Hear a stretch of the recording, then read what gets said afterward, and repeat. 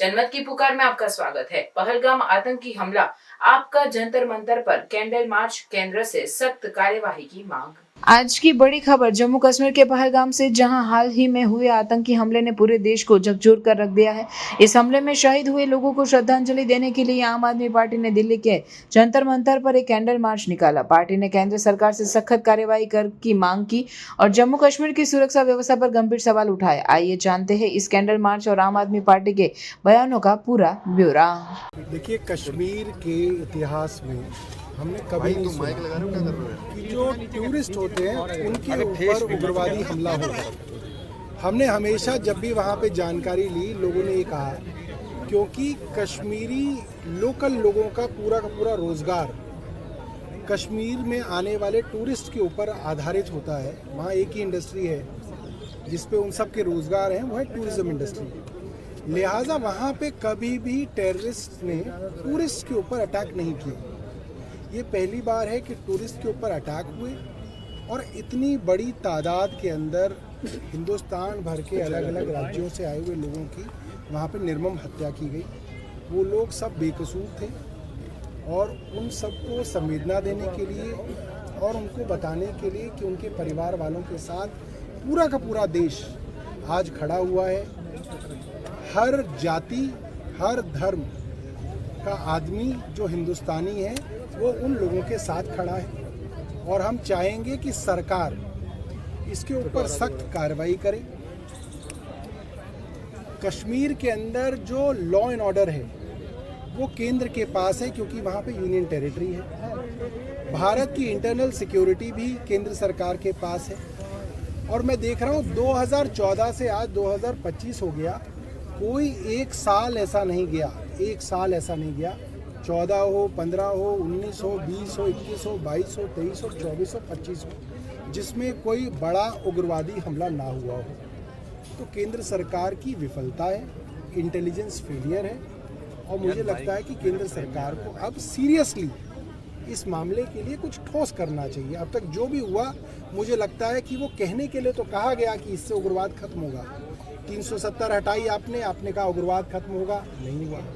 आपने नोटबंदी कर दी, आपने बोला इससे उग्रवाद खत्म होगा, नहीं हुआ।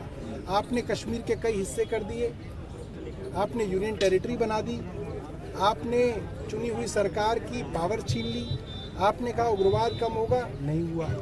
आपने कहा कश्मीरी पंडित वापस जाएंगे, वहाँ पे लोग ज़मीनें खरीदेंगे, फैक्ट्रियाँ लगाएंगे, लोगों ने मिठाइयाँ बांट दी, कोई वहाँ पे वापस नहीं गया। जहाँ तक कि जो कश्मीरी पंडित दिल्ली में बसे हुए हैं कश्मीर से आए हुए, वे भी वापस नहीं जा सके क्योंकि वहाँ पे हालात जो हैं नॉर्मल नहीं है।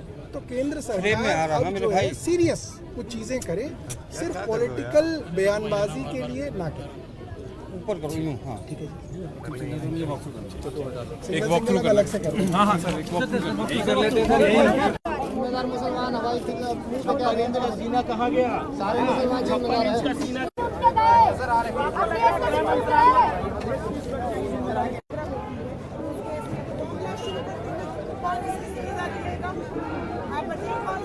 और ये जो कांड हुआ है इसकी जिम्मेदारी कौन ले? क्या उन्होंने प्रार्थना कर रहे हैं कि शांति मिले जिन लोगों की इस हादसे में इकट्ठा हुआ है कश्मीर के अंदर।